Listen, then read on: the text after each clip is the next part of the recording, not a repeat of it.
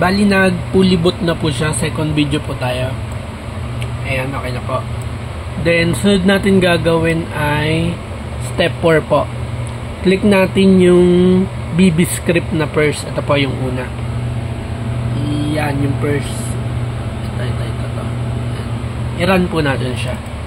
Then, automatically, mag-run po siya. Yan. Wait nyo lang. Yan. Okay na po yan. Then, next step ay 5 step. Open Panda Flasher and select R021 icon.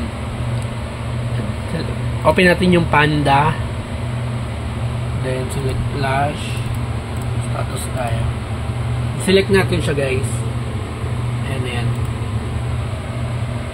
Open. Then, run natin. And like usual po, siya. Hintayin natin siya mag-success. Then, ayan. Nakikita nyo naman, guys. Success tayo. Then, maghihinto po siya. Stop natin. Then, restart po. Ayan. Wait natin siya mag-boot. I-post ko lang, guys, para tagal mag-boot sa time consuming. Bali, fully boot na po siya. Extra natin si Panda Flasher. Then, step 6 po tayo. Click the second step BB script. Yan. Bali, ito po yan. Yan. Click ko po. Then, like usual po, automatically siya. Then, magre-reboot po tong natin, modem. Yan. Bali, yan po yung proper sequence niya. Then, hintayin na lang po natin siya mag-boot. Then, check po natin if nag-ipon siya. Then, okay na po yan.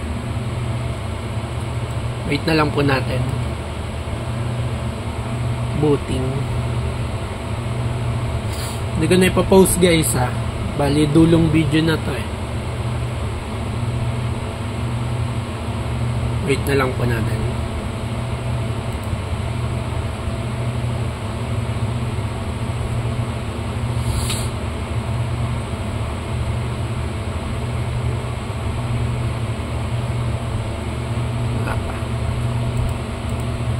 Chill lang tayo, guys.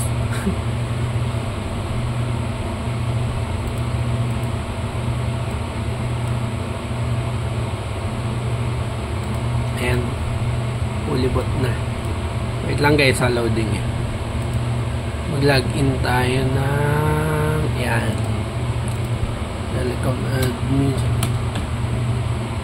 Telecom admin, admin telecom. Check natin, guys, yung system information niya.